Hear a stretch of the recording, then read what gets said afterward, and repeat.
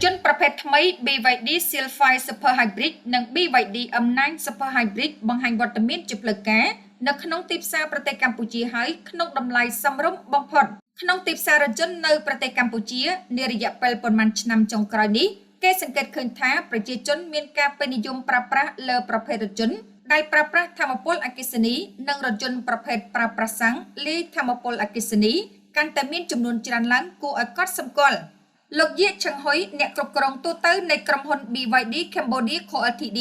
និងលោកយ៉ាងឆៅប្រធានតំណាងអាជីវកម្មរបស់ Harmony BYD Cambodia បានធ្វើការប្រគល់កូនសោររថយន្តនិងកាដូអនុស្សាវរីយ៍ជូនម្ចាស់រថយន្តដំបូងដែលជាការសម្គាល់ថារថយន្ត BYD Silphy Super Hybrid បានឈានចូលដំណាក់កាលនៃការប្រកួតជូនអតិថិជនជាផ្លូវការនៅក្នុងប្រទេសកម្ពុជា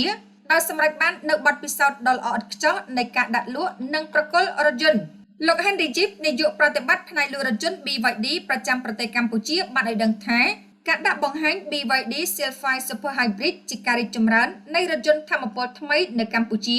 បានឈានចូលដល់ដំណាក់កាលថ្មីក៏ដូចជាធ្វើឲ្យអ្នកប្រើប្រាស់កាន់តែច្រើនពិតជាយល់ថាការជ្រើសរើស BYD គឺស្មើនឹងការជ្រើសរើសអនាគតរថយន្តប្រណិតប្រភេទ MPV ដែលត្រូវបានរចនាឡើងជាពិសេសសម្រាប់ទីផ្សារក្រៅប្រទេសក៏បានបង្ហាញខ្លួនជាមួយ BYD Silphy Super Hybrid ដែរគឺ BYD M9 Super Hybrid ដែលផ្ដោតលើបច្ចេកវិទ្យាសុវត្ថិភាពនិងផាសុកភាពស័ក្តិសមទាំងសម្រាប់គ្រួសារនិងអាជីវកម្មដោយនាំមកនូវបទពិសោធន៍ធ្វើដំណើរប្រណិតដែលមិនធ្លាប់មានពីមុនមកដល់អ្នកប្រើប្រាស់កម្រិតខ្ពស់នៅកម្ពុជាលោកប៉ាន់គឹមហួរអ្នកគ្រប់គ្រងទីផ្សារជាន់ខ្ពស់នៃក្រុមហ៊ុនរថយន្ត BYD បានឲ្យដឹងថារថយន្តទាំងពីរប្រភេទនេះត្រូវបានបំពាក់ដោយបច្ចេកវិទ្យា Super Hybrid របស់ BYD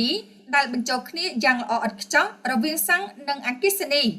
គ្រាន់តែចាក់សាំងពេញនិងសាកថ្មពេញម្ដងវាអាចបើកបរបានលើសពី 2000 គីឡូម៉ែត្រដោយរួមបញ្ចូលគ្នានៅប្រសិទ្ធភាពសន្សំសំចៃប្រសិទ្ធភាពនៃដំណើរការនិងបទពិសោធន៍បើកបរប្រកបដោយផាសុកភាពអ្វីដែលគួរឲ្យកត់សម្គាល់ទៀតនោះគឺរោងចក្រ BYD នៅខេត្តព្រះសីហនុបានឈានចូលដល់ដំណាក់កាលបញ្ចប់ការសាងសង់ហើយត្រៀមនឹងចាប់ផ្ដើមដំណើរការផលិតជាផ្លូវការនៅក្នុងពេលឆាប់ៗនេះ